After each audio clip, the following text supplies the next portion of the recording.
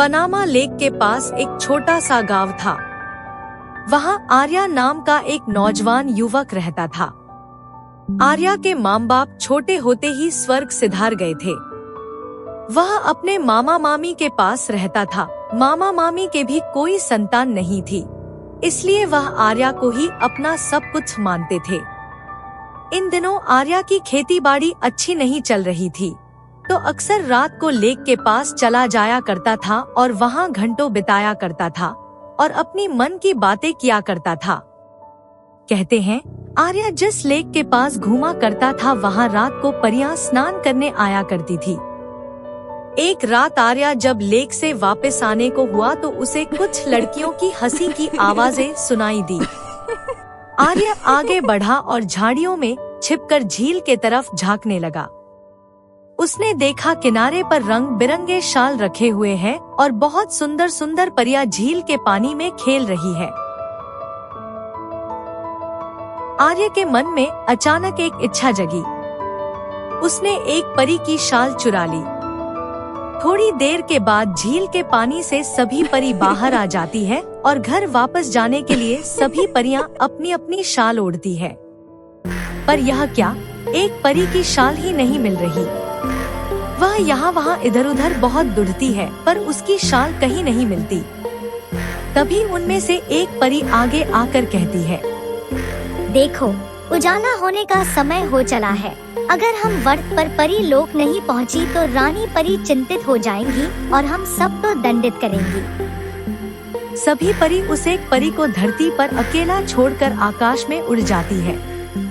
सभी के जाने के बाद वह अकेली बैठकर रोती रहती है। तभी आर्या उस परी के पास जाकर बोलता है, प्यारी परी, तुम क्यों रो रही हो? मुझसे डरो मत, मैं बुरा आदमी नहीं हूँ। मेरा शाल खो गया है। अब मैं अपने घर नहीं जा पाऊंगी। क्या करूँ? देखो, तुम मेरे घर चलो। तुम चिंता मत करो, मैं बुरा आदमी नहीं हूँ। परी ने सोचा शायद यह आदमी ठीक कह रहा है। वैसे भी मैं इस धरती पर मैं किसी को भी नहीं जानती और अपने परिवार के पास वापस जाने का भी कुछ मालूम नहीं। अभी मैं इसके साथ ही चलती हूँ। रास्ते में आर्या ने परी से पूछा, तुम्हारा नाम क्या है? परी ने उत्तर दिया, उर्वशी।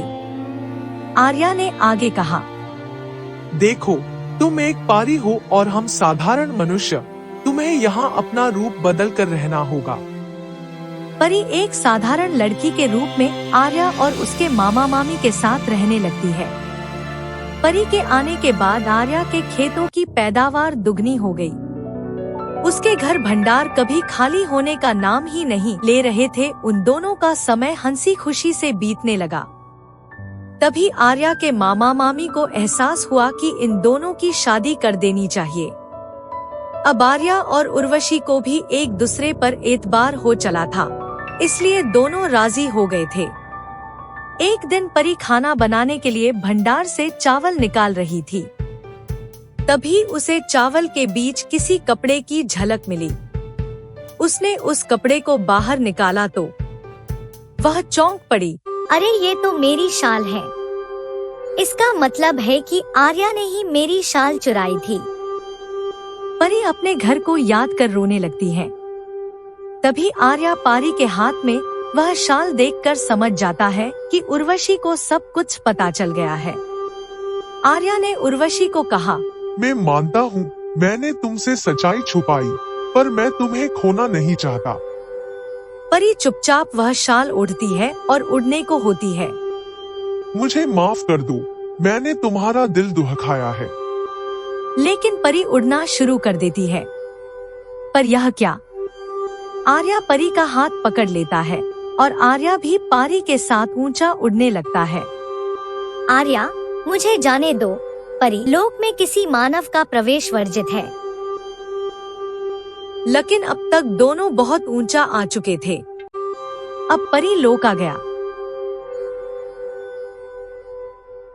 उर्वशी ने रानी पारी को सारी बात बताई।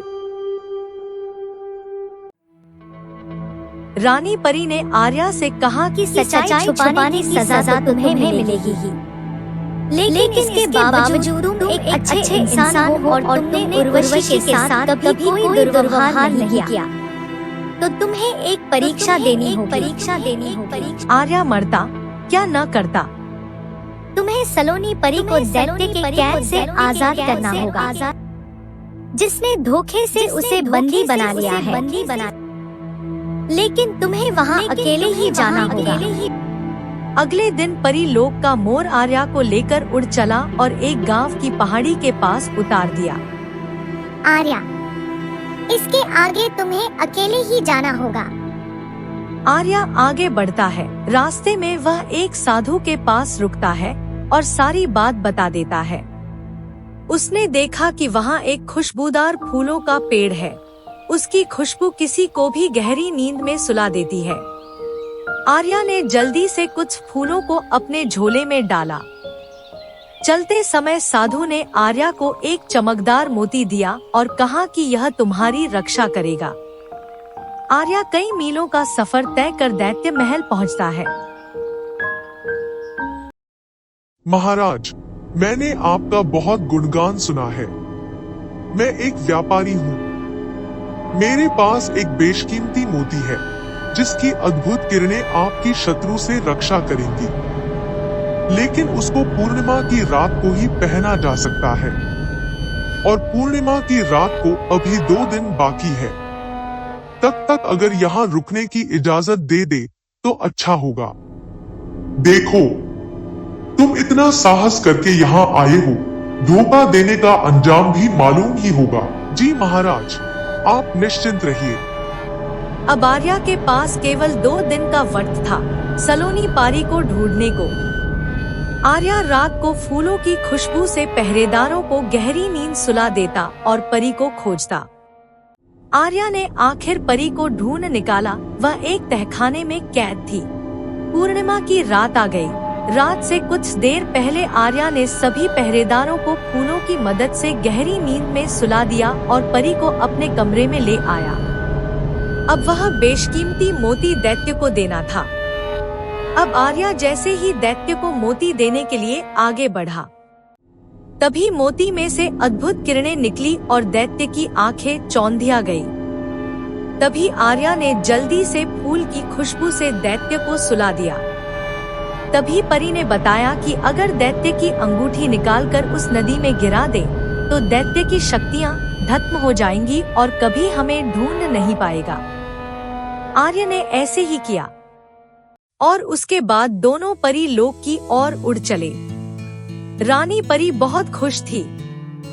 देखो उर्वशी, अगर तुम आर्या के साथ जाना चाहती हो तो तुम्हें परी लोक हमेशा के लिए छोड़ना होगा और एक साधारण मनुष्य की तरह जीवन बिताना होगा। उर्वशी परी खुश थी कि रानी परी ने आर्या को माफ कर दिया था और आर्या ने भी अपनी परीक्षा पास कर ली थी। अब उसे विश्वास हो गया था कि आर्या के साथ खुश रह सकती है। दोनों वापस धरती पर आकर हंसी खुशी अपना जीवन जीने लगते हैं।